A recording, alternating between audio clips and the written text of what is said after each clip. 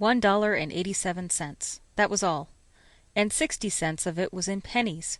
Pennies saved 1 and 2 at a time by bulldozing the grocer and the vegetable man and the butcher until one's cheeks burned with the silent imputation of parsimony that such close dealing implied. 3 times Della counted it. $1.87. And the next day would be Christmas. There was clearly nothing to do but flop down on the shabby little couch and howl. So Della did it, which instigates the moral reflection that life is made up of sobs, sniffles, and smiles, with sniffles predominating. While the mistress of the home is gradually subsiding from the first stage to the second, take a look at the home. A furnished flat at $8 per week. It did not exactly beggar description, but it certainly had that word on the lookout for the mendicancy squad. In the vestibule below was a letter box into which no letter would go, and an electric button from which no mortal finger could coax a ring. Also appertaining thereunto was a card bearing the name Mr. James Dillingham Young. The Dillingham had been flung to the breeze during a former period of prosperity when its possessor was being paid $30 per week. Now, when the income was shrunk to $20, though, they were thinking seriously of contracting to a modest and unassuming D. But whenever Mr. James Dillingham Young came home and reached his flat above, he was called Jim, and greatly hugged by Mrs. James Dillingham Young, already introduced to you as Della, which is all very good. Della finished her cry and attended to her cheeks with the powder rag. She stood by the window and looked out dully at a gray cat walking a gray fence in a gray backyard. Tomorrow would be Christmas Day, and she had only $1.87 with which to buy Jim a present. She had been saving every penny she could for months, with this result. $20 a week doesn't go far. Expenses had been greater than she had calculated. They always are. Only $1.87 to buy a present for Jim.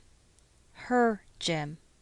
Many a happy hour she had spent planning for something nice for him, something fine and rare and sterling, something just a little bit near to being worthy of the honor of being owned by Jim. There was a pier glass between the windows of the room. Perhaps you have seen a pier glass in an $8 flat. A very thin and very agile person may, by observing his reflection in a rapid sequence of longitudinal strips, obtain a fairly accurate conception of his looks. Della, being slender, had mastered the art. Suddenly she whirled from the window and stood before the glass. Her eyes were shining brilliantly, but her face had lost its color within 20 seconds. Rapidly she pulled down her hair and let it fall to its full length. Now, there were 2 possessions of the James Dillingham Youngs in which they both took a mighty pride. One was Jim's gold watch that had been his father's and his grandfather's. The other was Della's hair. Had the Queen of Sheba lived in the flat across the air shaft, Della would have let her hair hang out the window some day to dry, just to depreciate Her Majesty's jewels and gifts. Had King Solomon been the janitor, with all his treasures piled up in the basement, Jim would have pulled out his watch every time he passed, just to see him pluck at his beard from envy. So now Della's beautiful hair fell about her, rippling and shining, like a cascade of brown waters. It reached below her knee and made itself almost a garment for her. And then she did it up again nervously and quickly. Once she faltered for a minute and stood still while a tear or two splashed on the worn red carpet. On went her old brown jacket. On went her old brown hat. With a whirl of skirts, and with the brilliant sparkle still in her eyes, she fluttered out the door and down the stairs to the street. Where she stopped, the sign read, Madame Sofronie, hair goods of all kinds. One flight up Della ran and collected herself, panting. Madame, large, too white, chilly, hardly looked the Sofronie. "Will you buy my hair?" asked Della. "I buy hair," said Madame. "Take your hat off and let's have a sight at the looks of it." Down rippled the brown cascade. $20, said Madame, lifting the mass with a practised hand. "Give it to me quick," said Della. Oh, and the next 2 hours tripped by on rosy wings. Forget the hashed metaphor. She was ransacking the stores for Jim's present.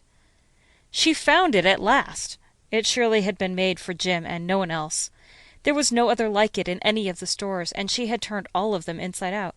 It was a platinum fob chain, simple and chaste in design, properly proclaiming its value by substance alone, and not by meretricious ornamentation, as all good things should do. It was even worthy of the watch. As soon as she saw it, she knew that it must be Jim's. It was like him. Quietness and value, the description applied to both. $21 they took from her for it, and she hurried home with the 87 cents. With that chain on his watch, Jim might be properly anxious about the time in any company.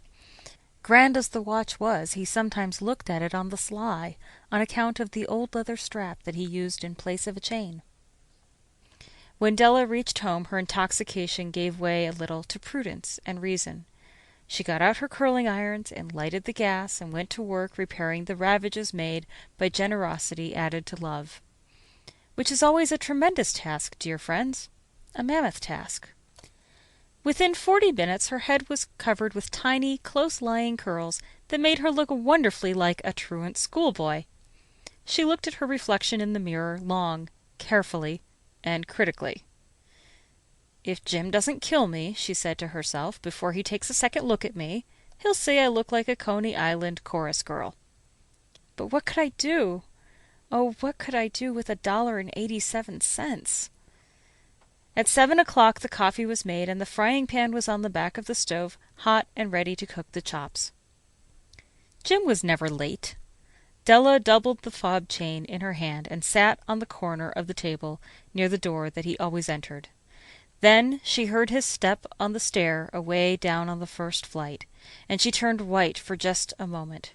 She had a habit of saying a little silent prayer about the simplest everyday things, and now she whispered, "Please God, make him think I am still pretty." The door opened and Jim stepped in and closed it. He looked thin and very serious. Poor fellow, he was only 22, and to be burdened with a family. He needed a new overcoat, and he was without gloves. Jim stopped inside the door, as immovable as a setter at the scent of a quail. His eyes were fixed upon Della, and there was an expression in them that she could not read, and it terrified her. It was not anger, nor surprise, nor disapproval, nor horror, nor any of the sentiments that she had been prepared for. He simply stared at her fixedly with that peculiar expression on his face. Della wriggled off the table and went for him. "Jim, darling," she cried, "don't look at me that way. I had my hair cut off and sold because I couldn't have lived through Christmas without giving you a present. It'll grow out again. You won't mind, will you? I just had to do it. My hair grows awfully fast.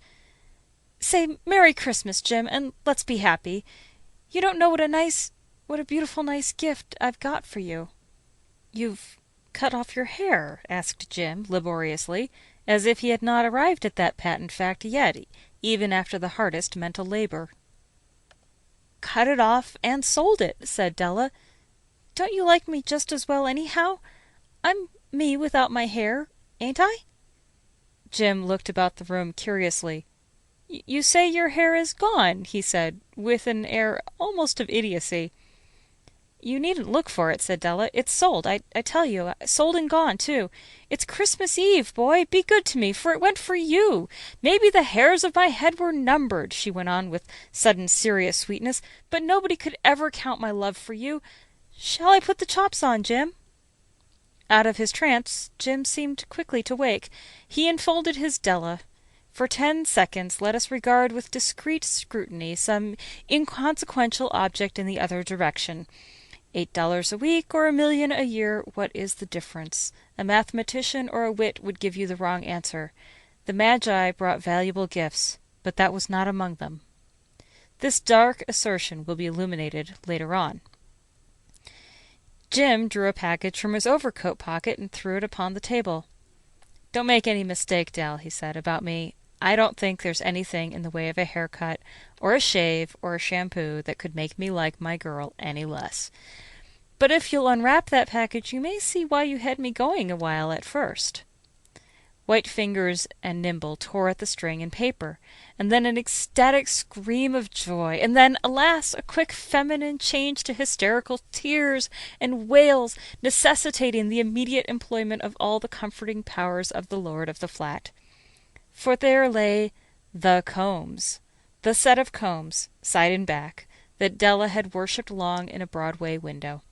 Beautiful combs, pure tortoise shell, with jeweled rims, just the shade to wear in the beautiful vanished hair. They were expensive combs, she knew, and her heart had simply craved and yearned over them without the least hope of possession. And now they were hers, but the tresses that should have adorned the coveted adornments were gone. But she hugged them to her bosom, and at length she was able to look up with dim eyes and a smile and say, "My hair grows so fast, Jim." And then Della leaped up like a singed cat and cried, "Oh, oh!" Jim had not yet seen his beautiful present. She held it out to him eagerly upon her open palm. The dull, precious metal seemed to flash with a reflection of her bright and ardent spirit. "Isn't it a dandy, Jim? I hunted all over town to find it. You'll have to look at the time 100 times a day now.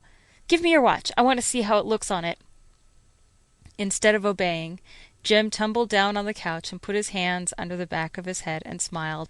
"Dell," said he, "let's put our Christmas presents away and keep 'em a while. They're too nice to use just at present. I sold the watch to get the money to buy your combs. And now suppose you put the chops on." The Magi, as you know, were wise men, wonderfully wise men, who brought gifts to the babe in the manger. They invented the art of giving Christmas presents. Being wise, their gifts were no doubt wise ones, possibly bearing the privilege of exchange in case of duplication. And here I have lamely related to you the uneventful chronicle of two foolish children in a flat who most unwisely sacrificed for each other the greatest treasures of their house. But in a last word to the wise of these days, let it be said that of all who give gifts, these two were the wisest. Of all who give and receive gifts, such as they are wisest. Everywhere they are wisest. They are the Magi.